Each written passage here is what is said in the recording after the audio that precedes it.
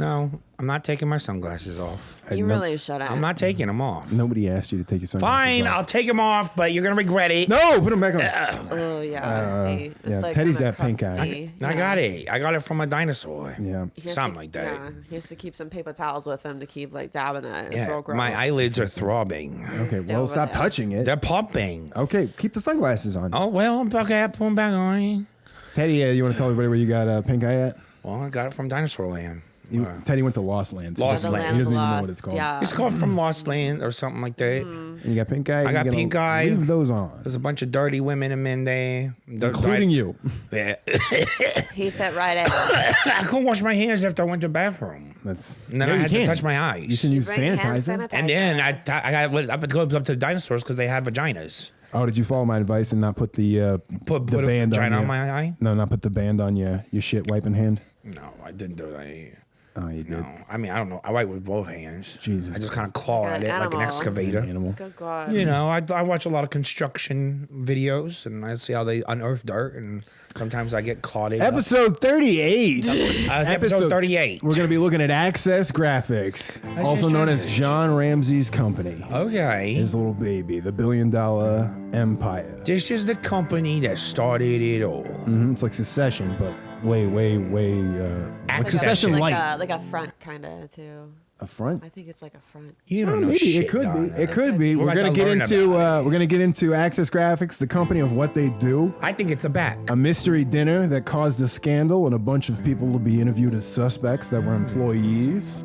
And also a something I haven't ever seen talked about in this case that I think is absolutely groundbreaking and needs to be explored more. So, Groundbreaking, like an excavator tool, like the same way I clean out my rectum. no, and that's not how you should be cleaning out your. That's why we got fingernails, Bobby. Nope. That's a little no. That's All right, very well, you show me how unsanitary. you poop and don't get pink eye, and then maybe I'll do it your way. Okay. Well, hey, I'm Bobby Pavlovsky. I'm Teddy Wrong Reagan, just me. And this is JonBenet today.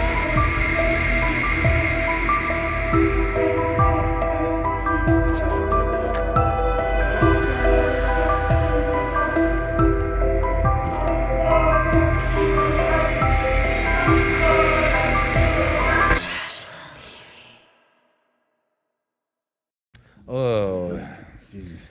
You all right, buddy? he's looking rough. I'm not doing too hot, you guys. I'm gonna be honest. I did a lot of drugs.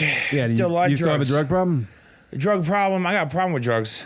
They're just too damn good. Okay. But I think I'm gonna lay off the whistle a little bit and just kind of relax a little bit. So this is the thing. I was just doing everything I could do. You know, I started just swallowing rocks, thinking they was like different kinds of Thinking you were gonna get Molly. high. Yeah, when Right. you're doing just rocks that aren't like the crack ones. I mean, that's, yeah. I mean, just snorting. That doesn't do anything No. for you. You're No. snorting the powder? It was like like gravel. Like there was. So we were there. So just dirt. Oh jeez. yeah.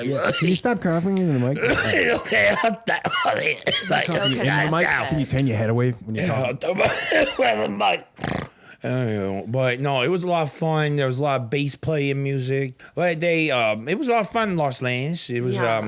like there's hundreds and thousands of people there. And it was interesting. There was always a crowd everywhere except around me. And I don't know why. I mean, That's I really- had, that's really I nice did of have you. fly defense. Okay. Yeah, that makes Yeah, I had a lot. I had a swarm of flies around me, Oof. and Like Pigpen. horse flies. Yeah, like Pepe. And it was really cool. That's a wonder you tip. have That's a pink crowd. eye. That's a tip for festivals. Yeah. Just be absolutely disgusting and you kind of clear your own way. Right, you do. get like a nice little like Which is VIP great because you don't have area. manners. Exactly. So Right. he's not going to say, excuse me. Oh, no. Yeah, so that's perfect. And for it you. was great. I mean, And people shouldn't be around you. no, they shouldn't. They should Donna, be. They perfect should. example. I know. You need antibiotics. I need and You by need to hose you down. On Who did you 5 go before I with? Let you back in. Did you go, Donna?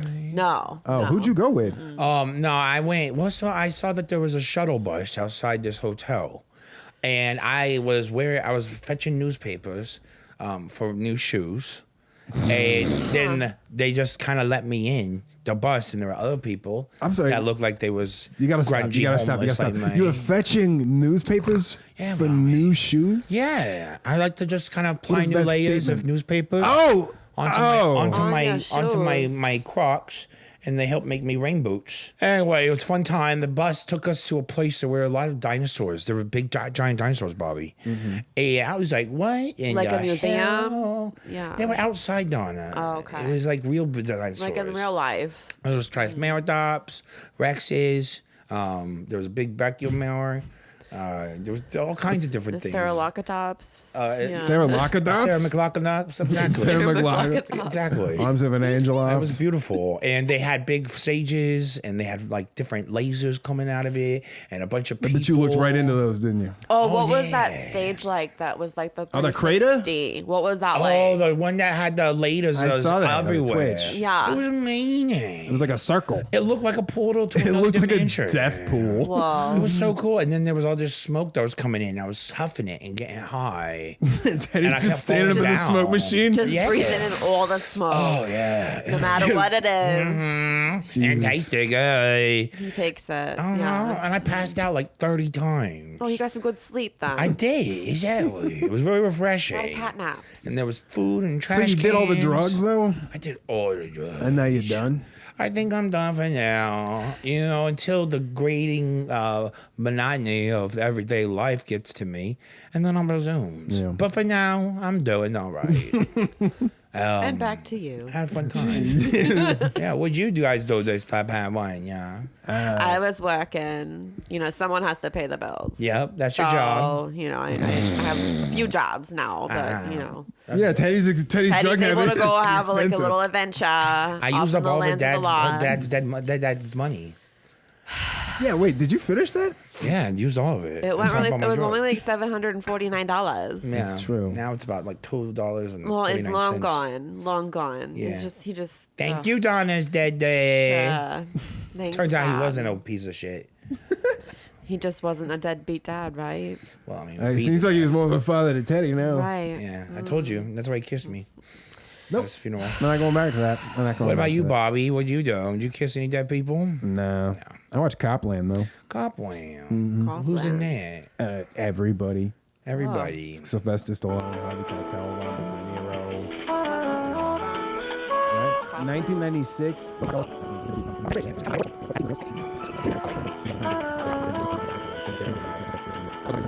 Oh, okay. So, So it was just made up, and it was kind of slow for just being a made up movie. Like it was like, yeah. oh, if this was like based on a true story or something, I was like, this is actually really cool, but it's not, and it wasn't. So Oh, well then. well, that sounds. there's a lot of people. That sounds Sounds tepid. like a waste of a few hours. Yeah, but, kind you of know, regret listening to you about that. You probably I'll come in and cut. all of everything's that, boring so, to Teddy now. Yeah, well, after you see dinosaurs and pussies for a whole weekend while you're hallucinating with a swarm of flies, snorting rocks, yeah, you know, Italians acting like cops is pretty stupid.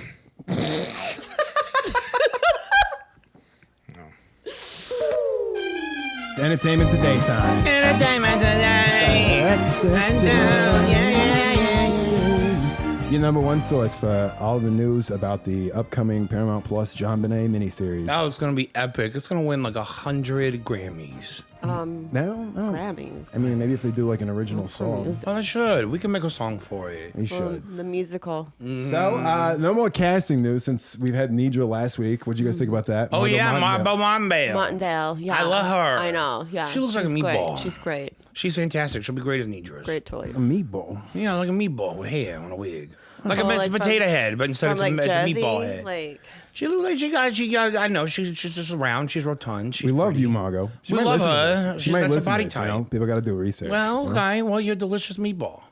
I would eat her. Oh, okay. Yum. So Bobby or Teddy's just hitting No, me no, now. no. All right. Ragu Well, pussy. hey, Emily Mitchell, the girl that was cast as JonBenet, recently posted on her Instagram a picture that said a caption, "So excited to be spending the next couple of months filming with this little dude."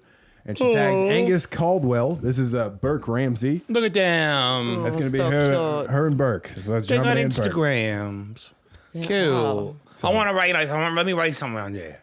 No. You are very pretty. I won't Nope. like that. Nope. You can create your own Instagram account and do that, but you're not going to do that from our They're gonna account. let, okay, I can Teddy do that. thinks you're pretty. Teddy thinks you're pretty. And Garrett Hedlund, who's been doing Tulsa King, he's been like bearded and stuff.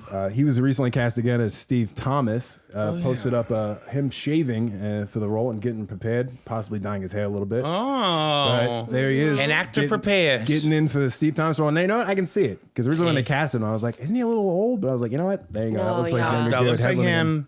He So. looks good. He's gonna be a good choice. Good bang up job. I am interested to see if it's gonna end up doing like the older Burke and like Patsy's sisters. Who's gonna be cast as them? Oh yeah, who's gonna play Pam Paul? Pamela Paul, who plays a pivotal role. Pivotal role of Pamela Paul. Pam's pivotal role. Pam's pivotal role. She's gonna get her own. I want a pepperoni roll. Ooh. Pepperoni stick. Oh yeah. You just ate a bunch of soup, buddy. I know. I want more soup. Okay. Well, hey, that's it for the entertainment today news. Entertainment today. Don't do it in the mic. Stop it.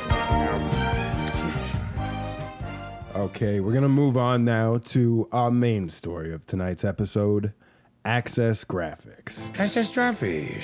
All right. It was John's company that he started in 1987 that was originally just like a CAD design program. All right. It's rumored that Don Pa supplied some sort of income into that investment where his business was at a point where it was failing.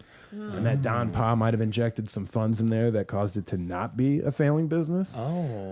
Which would make sense that given in the future, we know that Don Pa ends up having a few seats on the On the plays a few board. different positions, most Yeah, being the he's director high of up HR. there. Don But Pa. we're gonna get in that. So it's rumored again that John was almost broke with the business and that Don Pa injected his funds. It ends up becoming Access Graphics. And we've talked about it a lot, but we haven't really talked about exactly what it does. Yeah, no, we haven't. So I used the Wayback Machine to go and find the old website, and it is absolutely just weird. Is this someone's blog?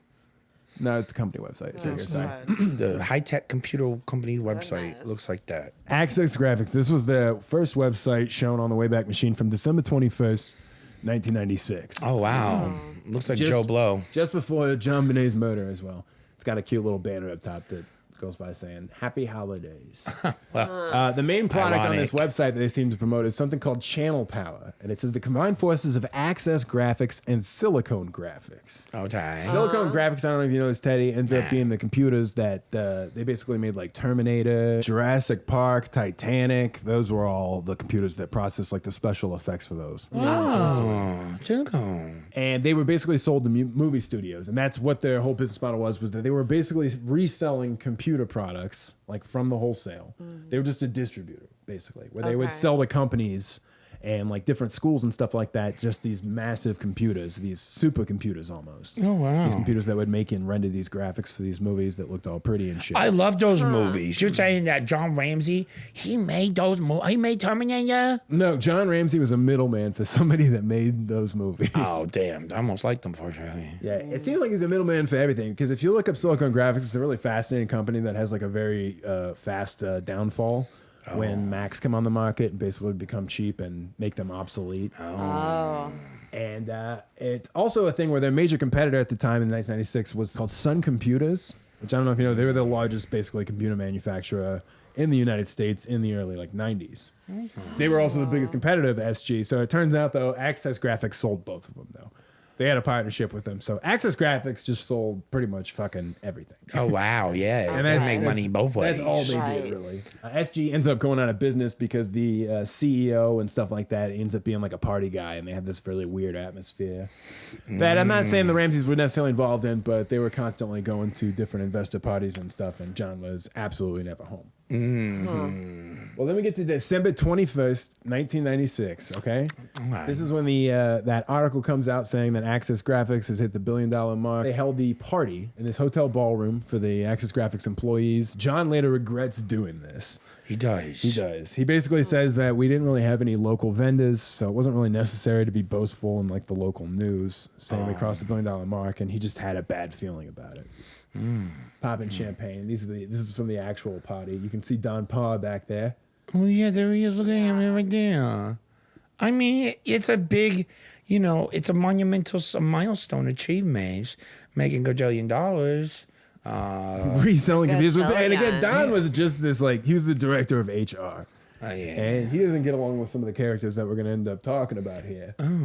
But we're going to go one day earlier to December 20th of 1996, the day before this whole party happened. Okay. Tom Carson, who we've talked about before, and we're going to talk about more about his role. If you remember, Nidra Paul brought him up. Yeah, she does not hates like him. him. She said SBTC stands for son of a bitch, Tom Carson.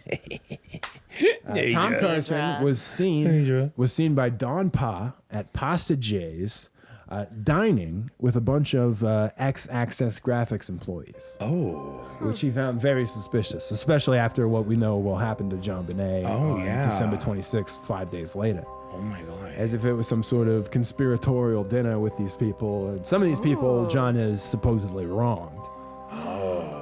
Oh, that might be an enemy. Enemy. So all of these people end up getting brought in as suspects, and we're going to go through them one by one, all right? Yeah. Okay. All right, the first one is Mr. Tom Carson himself. Dun, dun, dun. Son of a bitch, Tom Carson himself. He was the CFO. John describes him basically as he saw him as kind of jealous of him. He seems like the only guy that John couldn't figure out. He said he was just like a weird guy and he didn't know what to make of him. And he thinks that basically Tom Carson thought that he should have John's job. He was worried about what his place would be because he was the CFO and Lockheed Martin was looking to unload Access Graphics. They were like trying to diversify their investments and they're like, we don't really need this company because you guys basically don't do anything. You just resell stuff. You're just salesmen. Yeah. But they're opening up offices in like Indonesia and stuff like that, and like Philadelphia and like New Jersey and Atlanta and stuff like that. They got places all over, and they have warehouses in New Jersey and like California. Wow. Tom Carson, he basically, like I said, he was jealous. He felt the need to tell detectives, John Ramsey did in 1988, that there was one point in time where one of his assistants was going to file a sexual harassment lawsuit against Tom Carson because he was a little bit handsy. Nidra especially didn't like him because I guess he was involved with her dismissal at the Atlanta office. He was getting handsy with Nidra. He was putting his hands on her, and groping her. Don didn't like him because of a contentious relationship there, and probably because he fired his wife, but It's awkward. I don't think Don Pa really gave a shit because he wasn't even in Atlanta. Those paws. But Don Pa has seen him dining with these Access Graphics plays. Tom Carson was the only one that was actually still working there, so they found that very weird that he was dining with these people. All right, so second suspect and dinner guest from Pasta J's. What do they serve at Pasta J's, Bobby? Pasta. Pasta? Italian fare. Oh. You know? No, that makes chicken sense. sandwiches. Nah, I believe they just celebrated like 30 years of business. Do they really? Oh, I bet they have a chicken palm. I bet they have a good chicken palm. They should have like a JonBenet ragu. I don't think they do that, but John Ramsey is part owner, so. But again, so at this conspiracy dinner, the other guest and our first member of Access Graphics, who was one of the ex-employees, was Mike Glynn. Mike Glynn. Mike Glynn. He was really the John Glenn astronaut. Nope, spelled completely different. It's Glynn. Oh, it is different. Oh, Glynn. Absolutely It's different. spelled different, Donna. And Yep, he first met yep. Mr. Ramsey, John Ramsey, in 1991. Oh, He was okay. working at Colorado University as one of the football coach. He was on the football coach staff. Okay. And he was through a friend, I believe it was Bynum or somebody like that, introduced him to John Ramsey, where he's like, hey, they needed computers for the school. So he went to John, who's runs a computer company. And they're Yeah. like, hey, can you donate computers? Obviously. He did. This was Yes. 91. In 1992, he ended up getting hired to be the head of the international business development. Oh, wow. Yeah, so from football coaching staff to international business development. Only in America. But Right. it was because he had a knowledge of several foreign languages. He knew different foreign languages like Spanish, American, Mandarin. Mandarin. Which would also be brought up in relation to the whole foreign faction thing. Where if these were a group of people conspiring against them, look at this, we got this Mike Glynn guy. They assembled a little super team at Pasta J's. Oh my God, Michael J. Michael Fox. Glynn. Michael Glynn. But Michael Glenn. for Perfect Murder, Perfect Town, Lauren Schiller's book on the case, Mike Glynn did write him a letter. So we're going to read some of that here. He wrote a letter. He said, John Ramsey seemed like an introvert. He was just nice and shy. He never wavered in what he was like, and you could tell he was a deep-thinking guy. I never saw him ruffled by any circumstances. Sometimes internally he must have been. One time we were negotiating with Sun Microsystems, our largest vendor, and the frustrations of dealing with the game played in the computer industry got to John. Yet he stayed level-headed. He steered away from confrontation. Oh, wow. He also worked with Don Pa, and he described him as a real father figure around Access. He had the ear of everyone, and he was the human resources director. His job wasn't to hire or recruit anyone, but he sure solved a lot of difficulties that arose in that company. Everyone enjoyed Don. He was always around. He lived by himself, and every once in a while, Don and I would sit on his porch, have a beer, and talk. When somebody new was hired, he would take them to his porch and have a beer with them. See, you don't sound like someone who would molest his daughters in West Virginia's. I mean, just because you have a beer with a guy. Just doesn't invite mean- him to I've your had beer with porch, people, like- and they're not molesting people. But commenting on Patsy, he said, while John was low-key, Patsy was off the scale as an extrovert. Once John made a mildly sarcastic remark, Patsy spent more money renovating the house than I did buying it. Which I believe is actually true. I believe the house was around $500,000, and she spent $700,000 in renovations. Oh my God. Wife spending money. That sounds like money problems to me. Right. Am I right, audience? Yeah. He commented that our families went on getaways together, sometimes in the mountains where we stayed at our family's condo. We did the usual things family do. We skied, we cooked our own meals, just hung out. In the summer, we hiked. There was never really any display of money on John's part. John enjoyed being outside. He loved Boulder. He loved his kids. And whenever I saw them, he always gave JonBenet and Burke equal time. He invited my family over for dinner several times. Patsy cooked.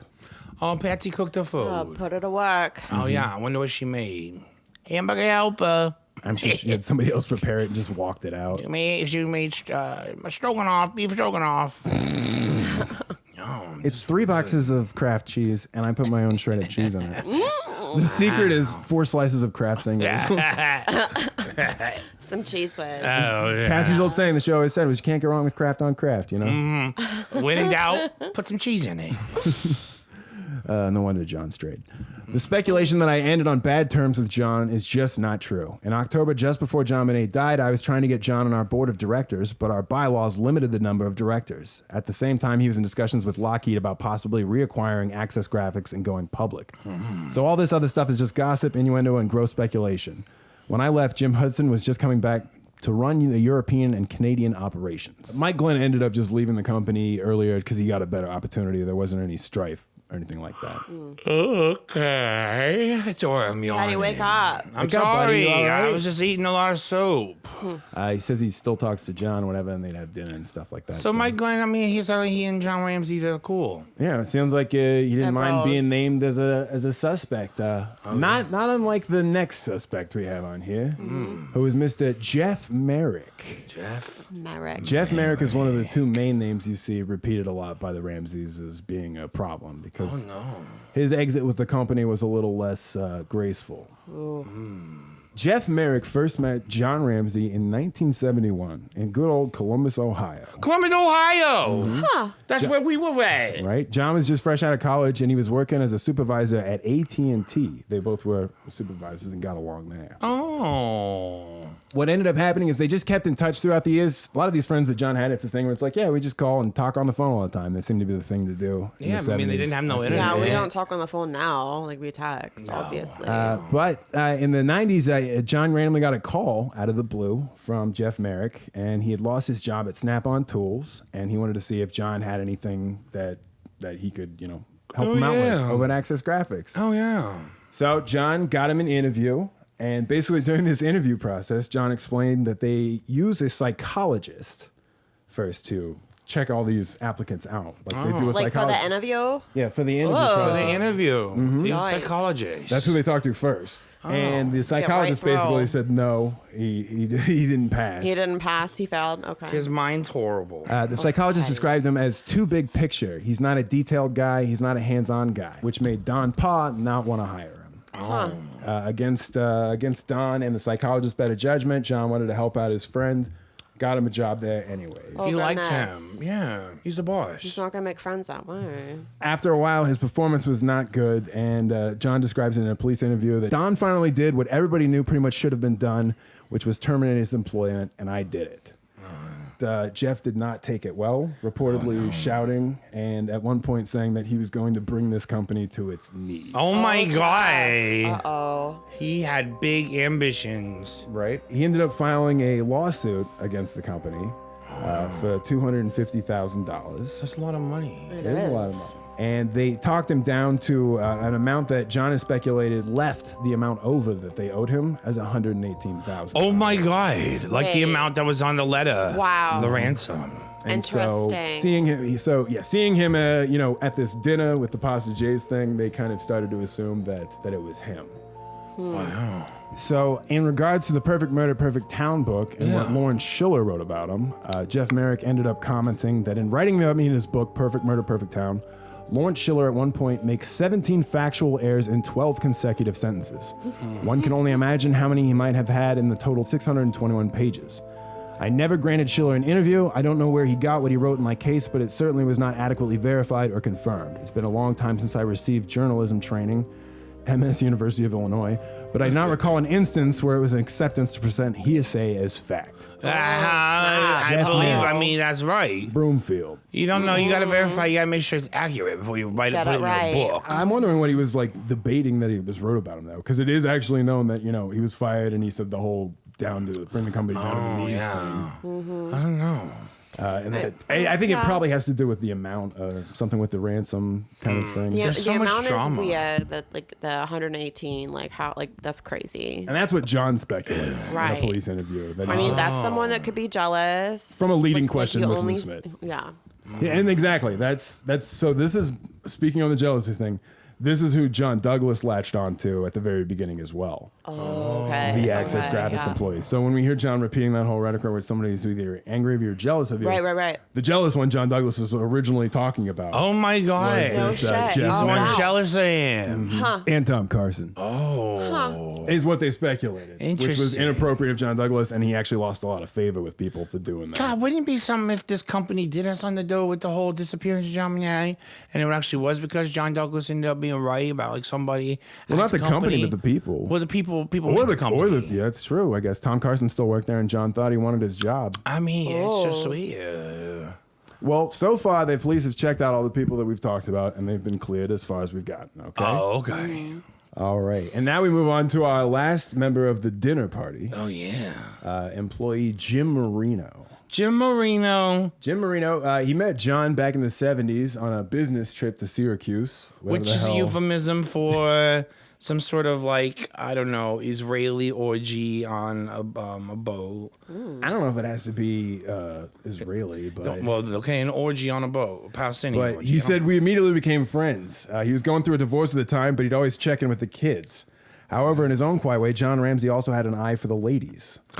According to police reports, his former wife Lucinda said it was a romantic liaison with a coworker that was the last straw for her. Although Marino and Ramsey caroused and whored around together, in quotes, Marino says Ramsey was notably discreet. You never got much out of him, says Marino. You wondered what he was all about. Mysterious. Yeah, with the big libido. Yeah, and there's other mentions of that where it's like he's talked about how like it seemed like yes they went and got like ladies together and stuff like that, and he was just kind of shy, and he was like more of like a guy who just drove a Porsche and quiet, but he still got what he wanted, but again you couldn't get anything out of him. And he said that he would describe Ramsey's sexual taste as normal with a capital N. Oh, He's putting a lot of emphasis on like he's not. He's like He don't wouldn't like so nothing much to as look at a deviate. Victoria's Secret catalog is what he would say. So Right. really weird, but he sticks up for him in that regard. But he also in 1978, Marino got injured in a motorcycle accident and was confined to a wheelchair for almost a year. He said John came and visited him, and he gave me a job. He saved my life. Although the John two, Ramsey's a great guy. right? Well, that's what he. I mean, to Marino. To him. Although the two went to work for different companies in 1980, they remained close friends. Jim Marino eventually in the 90s also goes to work for Ramsey as well, another friend who's now working for him. John Ramsey makes friends and, keeps them in the circle as Yeah, known he by that. hires him. And they go and move and follow him places. Yeah. Like Moab, Utah with like Pasta J and Mike Bynum. Oh yeah. So Marino ended up getting another offer, and he left the company. So it wasn't anything where he really left on bad terms or anything like that. But again, he was at this mystery dinner with all these employees, and it was weird. And he got He's questioned. a player somehow. It's an interesting assortment of people to be at that dinner that day. Right. Well, he got questioned, and he regretted doing the Vanity Fair article, which is where that first bit of information was about, where he was quoted saying all those things. Oh. That was that one we did on the '90s television episode. Where Oh we saw yeah. the lady- yeah. That's the first time that we saw portions of the ransom letter. Yes, she had that, and she published that in that Vanity Fair article. It was like the first big. She thinks the Ramseys did it. And her source was basically Steve Thomas, but that was never outwardly confirmed. Yeah.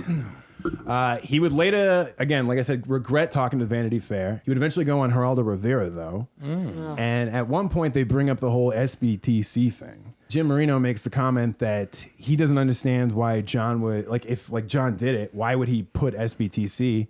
Because there was a plaque that said Subic Bay Training Center, supposedly, in his office that you could view. As far as I knew, the Subic Bay Training Center thing was debunked as it not being called that. It was just like Subic Bay. Oh, I thought you were saying Stupid Bay. No, Subic. Okay. But this guy still So had big. some sort of intimate knowledge of John's office, knowing that where a plaque would be placed, which hasn't been seen. Nobody's seen that plaque, but he still said this. There was a plaque, according to him, and the initials of the place of the plaque said SPTC, but no one's ever seen this plaque except this guy. Since Well, and no, because he's talked to John about it, where he said, he's like, why would somebody do that? It's like they're trying to point the evidence at you. And John's like, yeah, I know.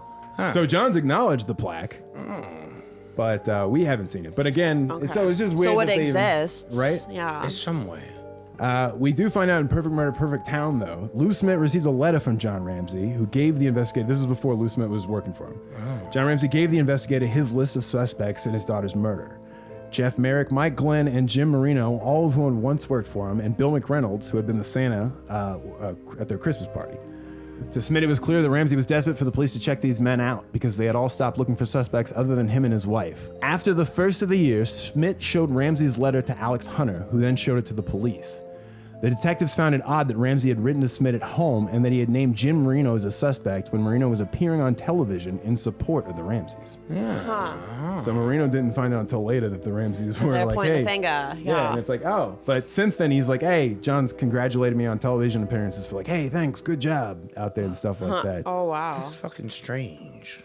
Meanwhile, they're calling Fleet like, stop telling people stuff. Stop talking. saying John Andrew wasn't in town. So now we're gonna move on to Sandra and Bud Henderson. Well, actually, no. Let's clear up that mystery dinner first thing real quick. Yeah. Let's clear that up.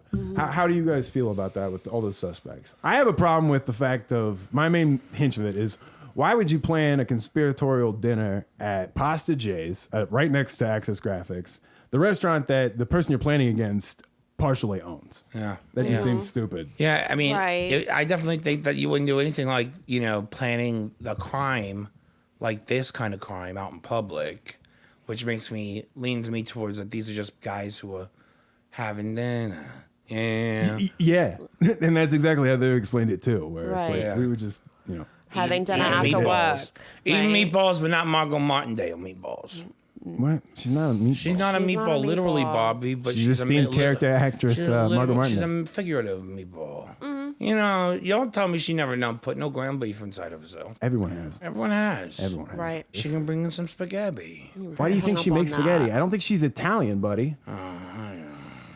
I mean, she does look like an Italian mother. Like, no, I She's mean, gonna play I'll it. give you that. She's gonna be amazing though. in She this looks like a movie. great cook. Well, If maybe she's playing the meatballs at the dinner in the movie and not Nidra. Think about it. CGI. She's gonna- the Mandalorian and Baby Grogu. she's also going to Use do. that She does screen. the voice of the meatballs. Yeah. It's like a Jim There's Henson a musical production. sequence like from Beetlejuice. They sing. Where Okay. you jump in the line. I actually like that. Yeah, they do like a perfect couple intro where everyone's dancing. Like a weird. Oh, I haven't Beetlejuice? watched that yet. The Perfect Couple. I've never seen The Perfect Couple. If they do this weird dance sequence with Like Liev the wedding Schreiber and Nicole dance. Kidman, Right? that Megan Trainor Yeah. song that I can't get out of my fucking head. Oh, I God. ain't your mother. No, I am your mother. But yeah, no, now I just want Italian food, Bobby. I'm sorry. But interesting dinner. So then we move on to the other notable suspects from Access Graphics. Yeah. Sandra and Bud Henderson. They were a couple who were married in 1984. Bud Henderson came to Colorado in 1971. He ran Henderson Technology, and they ordered their equipment from Access Graphics.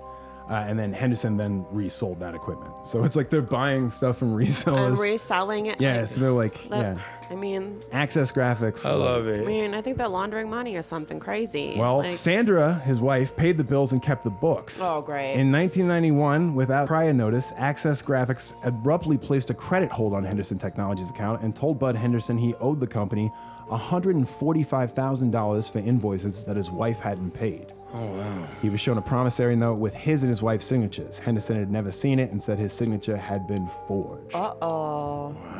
Henderson later said that his wife had agreed to pay off the debt over the next 12 months. She made only one payment and then defaulted. Within a week, Access Graphics fired Sandra Henderson when they discovered that she had altered Henderson Technologies' account at Access. Oh my God. She tried to delete the balance Oh, my God. that they owed. What a terrible employee. Right? The company that bonded Access Graphics employees paid the firm $100,000, leaving a balance of about $40,000 to be paid.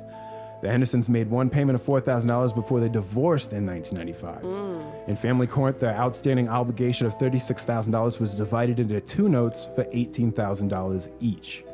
By then, Henderson believed that John Ramsey was furious at him and his ex-wife. I mean, he So definitely had- 18,000 is an interesting number just because it's like, hey, plus 100, you know, Yeah. Wow. Yeah. and they both owed it, and it kind of ruined their marriage. Like, yeah, the number keeps coming up. Well, what ended up happening was Sandra was actually her alibi for it. She was actually in jail. They were divorced, and she was in jail in jail already. Yeah, for something Oh. completely separate. He was taken in as a suspect. He writes to Perfect Murder Perfect Town. He says, "Everything they asked me to write was from the ransom note. I wondered if the police had my telephone tapped. You have to wonder, what do you say over the phone? You start to think people are following you. Every time I walk into a restaurant, go into a bar, the first thing I do is ask myself, who in the hell do you see in there that looks like a detective? I've been stopped twice for absolutely no reason. They say I was weaving. They check my ID. These are Boulder cops. I hear a knock on my door, I open it and a video cam's running. The interviewer sticks a microphone in my face. Have the police talked to you? Hard copy went and taped Sandra going to prison. The media knows we owed Access Graphics money. How they found out, I don't know. One writer told me Sandra orchestrated JonBenet's murder from prison to get back at John. I have one friend that calls me killer. Finally, I did a long interview for Hard Copy in American Journal. It wasn't a hell of a lot of money. I still get calls, a call a week, from Hollywood, from New York, even from the Daily Camera. Bud Henderson. Wow. He should have sold the rights, and he could have made some movies, and he could have made some money. Sold them to what? I don't know. He gets a call from Hollywood. To what? To tell Who's this embarrassing calling? story about how your Right. wife was you guys were both embezzling money. To act like you didn't know Yeah. is ridiculous.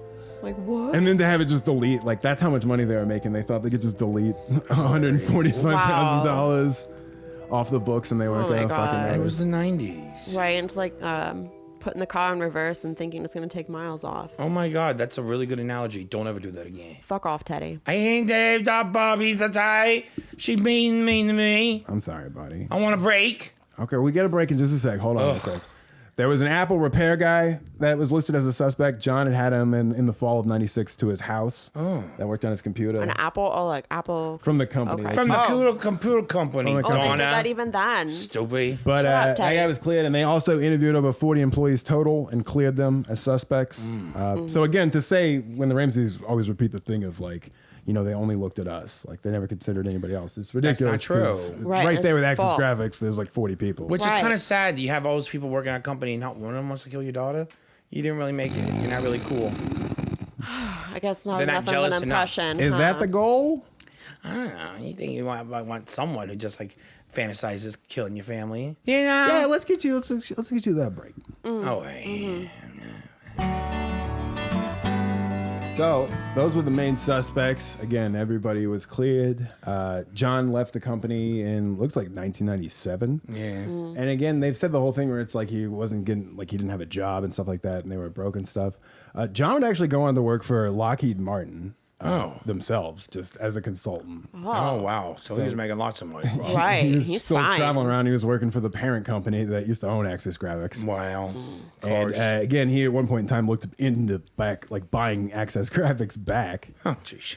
And then he would move on to work for a company called Jaleo, and he was there for a few years too. So he was like their CEO and president. Like they hired him in that way. They were like, Wow. hey, you know, you're really good with public relations. And bet John everyone claims hates that it's like he thinks that the public scrutiny is what like made him like have to leave the position. But Oh. who knows? He could just be saying that shit. So I mean, lots of people, their daughters get murdered, and they never get to be a CEO.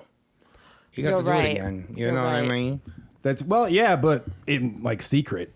Yeah. Because again, we didn't really know before that he went on to work for Lockheed and that other company. So. That's true. That's true.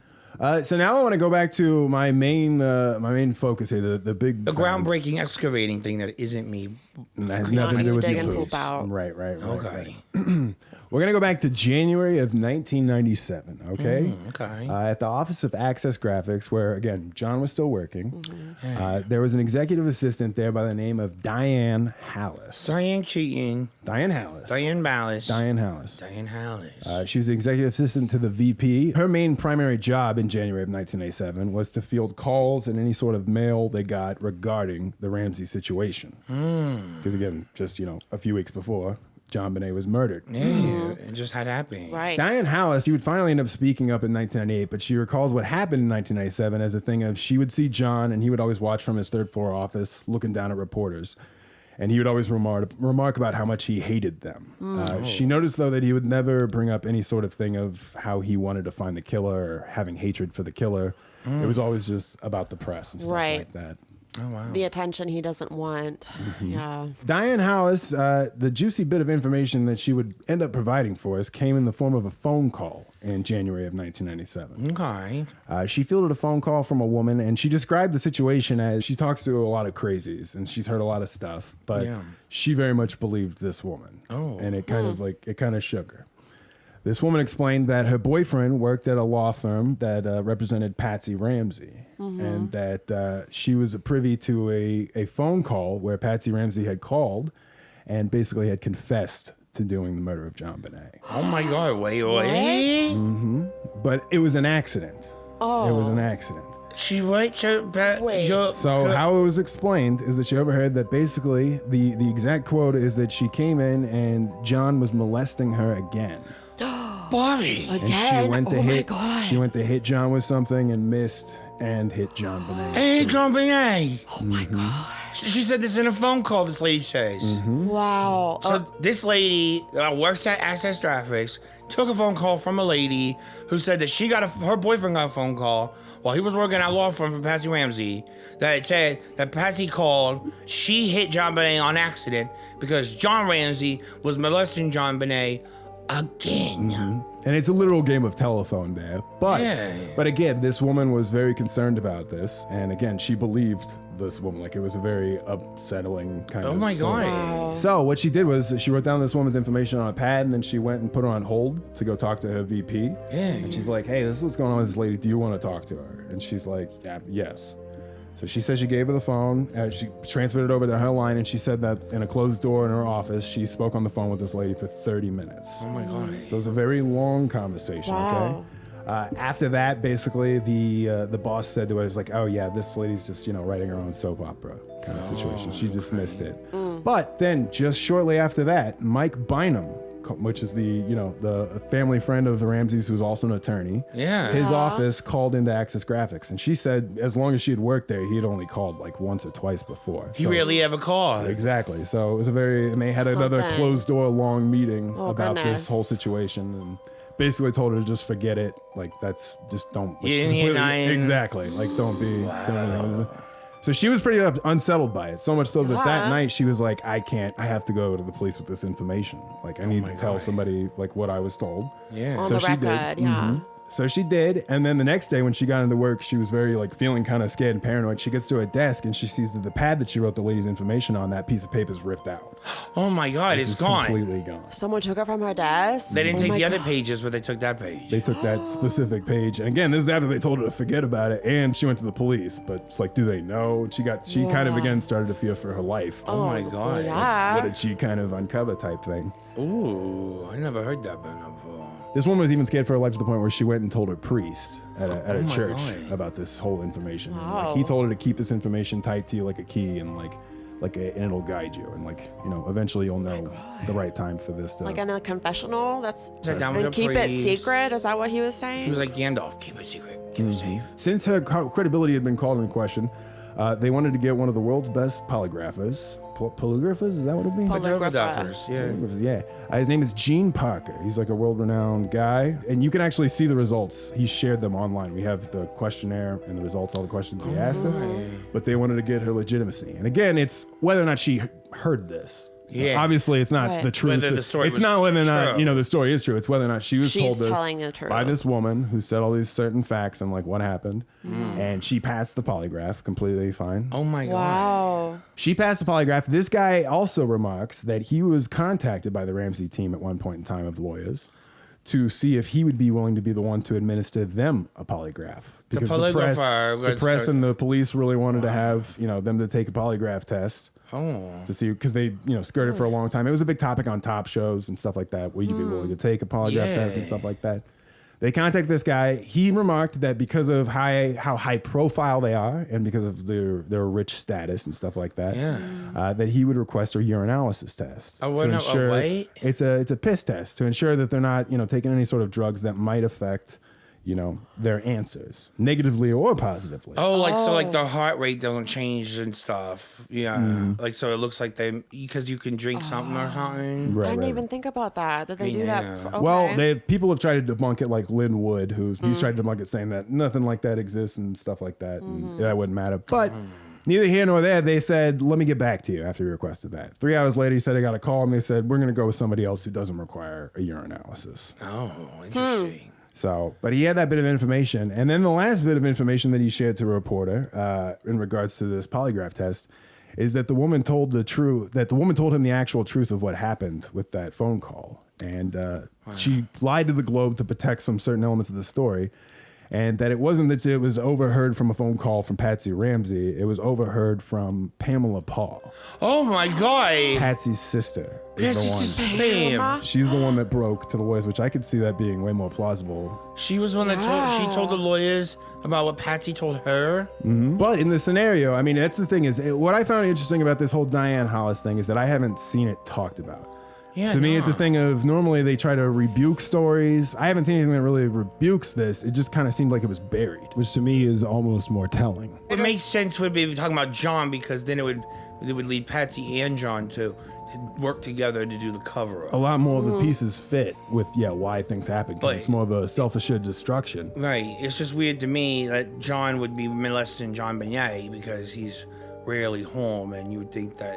That's what I have. Cat would get out of the bag. To me, this situation does fit. I have a hard time wrapping my head around the fact that he would have been molesting her, because that's not really ever something I believed. But again, he did have a daughter die in 1992. People deal with grief in weird ways. I mean, who knows how he got it? But it's all these people have talked about how introverted he is.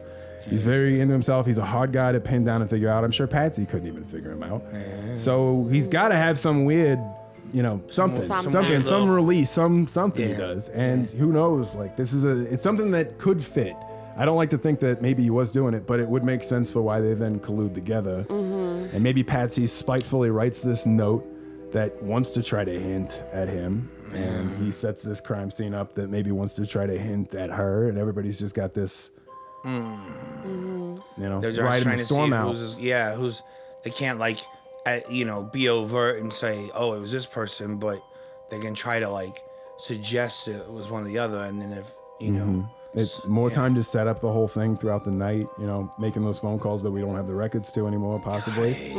This case is just fucking crazy. I bet you first thing in the morning, Mike Bynum, he had already known about it, and then he was on the phone with Hal Haddon and them. Wow. Because he got that call that day after, so and that's why they try to downplay it too. They try to make it seem like it was the 27th, but sorry, go ahead. No, I just think it's so weird. I do think that one of the missing pieces of the puzzle are the phone records, and because I think if we knew if there were phone calls happening the morning of this 26, we would have more of an idea of even more of not an alibi, but more of actually what was going on during that period of time that was more of just a big question mark right now. Yeah. And it would probably more suggest who was more culpable. You know what I mean? Yeah. Because I got a feeling in a regular world, most people's phone records would have just already been pulled and made public, or at least public to the investigation. But instead, in this weird insulated world of high-ranking people with lots of sway and power, instead they're just completely disappeared. And yet we have John, making phone calls while the cops are there, later in the day, and We got lawyers. We got people calling them saying, "Hey, lawyer up," and and maybe moles inside the police station, and that's the thing. It's like I don't know. There's just a little bit. There's a little too much smoke for there not to be fired. I was rapping back and forth with Cotton Star this morning. About that theory, because I wanted to get his take on what he thought about it. Because again, this is something for me where I want to be able to explain it away if there's something that does that. Right. So far, I haven't. Other than my belief that I don't think John was molesting her. Basically, after a bit of back and forth, he believes that it's too. He thinks it's too a little thematic kind of thing of like a thing of like, oh, she caught him red-handed and then went to hit him and kind of thing. And I don't know. I can kind of see it more. And after a bit of back and forth, I asked if he had an official comment on it. And so we're just going to, this is Cotton Star's official take. Oh, yeah. Okay. He's a man of mystery. Yeah. But I mean, he does bring up some good points, but I don't know. I want to be able to clear the theory. Yeah. And so I want to I want to know what you guys' take is on the situation too. Put it in the comments and send us a message. Come on our Patreon and let's talk about it. I mean, we got people who think that John Ramsey was part of like a sex cult. You know what I mean? Right. And I mean, but I think I don't know. That's ridiculous. But he could be a diddler, And it's a thing. I know he was so removed and not there that often. But maybe Don tried it out. It's like she's not a talker or something like that. And again, we had the thing at the Christmas party. She says she doesn't feel pretty, and a lot of times because he didn't come, he lost his erection. Girls feel that all the time. John's constantly out of town, going out of the country sometimes, even with this Access Graphics, going to like Indonesia and stuff like that. Oh my god, yeah. So, maybe it is a thing of he could risk it when he's in town. But that's what I always originally had problem with. Is like, why would you risk that? But I don't understand I don't want to get in the mind of a child abuser, so I can't understand the mentality. No. God. I mean, we could ask Donna's dad, but he's dead. So, all right. I mean, look at her. She's got all the tall signs. She even walks funny. What the fuck are you talking about? I mean, that is actually pretty true. No, I don't. This walk man funny. is absolutely terrible to you, and you're still really nice. I don't walk funny. Maybe that's what you're focusing on here. Yes. Okay, he's talking about your dead father and saying that he abused you, and then you have all the signs of it. All right, Teddy. I don't think walking funny is. I don't think walking funny is one of them, but I do think acquiescing to this absolute maniac is one of them. Yeah. No, I'm just trying to keep peace. Well, that's what a child keep peace between you and Teddy. I mean, yeah. That's insane. He's a monster. You know how many dads tell their kids while they're them, like if you tell your mom, it's gonna tear a family apart and it's gonna be your fault. Well, it's just like this is our own special, daughter daddy time. Is that the thing too? Is Cotton Star had trouble thinking about? She's laughing at it. Well, he's having it. He was talking about too, where it's the thing of it's disgusting. John would have to be hyper aware of the situation when he's trying to do this, and it's a thing of you'd be listening for sounds and like, why would he let himself get put in that situation where you're vulnerable, trying to pull that off? But I think it's a thing of John said he put Burke to bed, which he could have taken forever. Patsy had already went up there, was reading or whatever. And maybe it took so long putting Burke to bed that he then was like, let's go in JonBenet's room.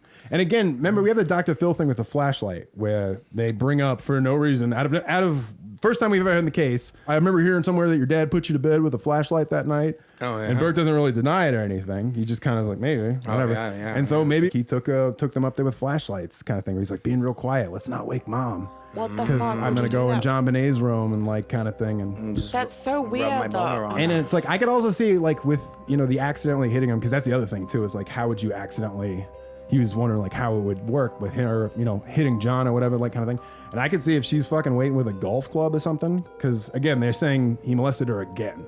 So it means she knows she's aware of it before. And it's going with a golf club swing. She wakes up. You go to hit him, and it's like he moves. I can see a golf, because you got to be a little far away for it to, so you're not going to be that accurate. Maybe it's dark, Yeah, God. You accidentally hit your daughter, you accidentally cracked a skull with a golf club, trying to hit your perverted husband. And then I see in that situation him trying to make her think she didn't see what she saw. Yeah. Right. Because that would be the first thing where it's like, that's not what was going on, but oh my God, let's clean this up together. We really need to move past now we're this. both in this. Right. But he's still probably cleared himself. Right. Whatever maybe happened in the past, he probably already tried to explain away enough to where she didn't leave him. and now she caught him again. Again. Oh, gross. It's fucked up. It really So yeah, is. let's let us know, guys, what you think about this Diane Hallis thing. We're definitely going to be looking way more into this because I find it fascinating. I'm not fully convinced it's not true, but I'm not fully convinced it is either. But Yeah, it's in this weird place where it's like, it doesn't. It's There's a piece missing, but Well, it really feels close. it's not really. That's the thing. There's not really a piece missing. Pieces kind of fit. I don't know. I just something like a character's off or something. I don't know. That's weird. Well, we're gonna look more into it. Oh my goodness, this has been just a really interesting contribution. Do you need Narcan? I know, no, I can't. I just need more drugs. Oh my god. I don't think He's going through I'm going through Couple I feel nights. shivering. I got goosebumps. Yeah. I feel like John Ramsey's rubbing his boner on my knee right now. Okay. Allegedly. Allegedly. Allegedly. boners. All right. All right. Well, hey, let's wrap this up so Teddy can go to rehab, sleep for 3 days or whatever. I need He that. needs to go in a cave, like a bear, and just like stay there. I need some porridge. Maybe take a shower too. Maybe. Yeah, you should. All right. Well, hey, again, we want to hear from you guys in the comments. I think this is a pretty good episode. It was good. Donna, you were the only one that was really kind of conscious. Did you like it? Yes, yeah. Teddy, a lot thank you of for things to grinning. think about, like a lot. All right, guys. Well, we love you so much. Thank you for joining us. I'm Bobby Pavlovsky. I'm telling you wrong with egg and just make you. And this is JonBenet today.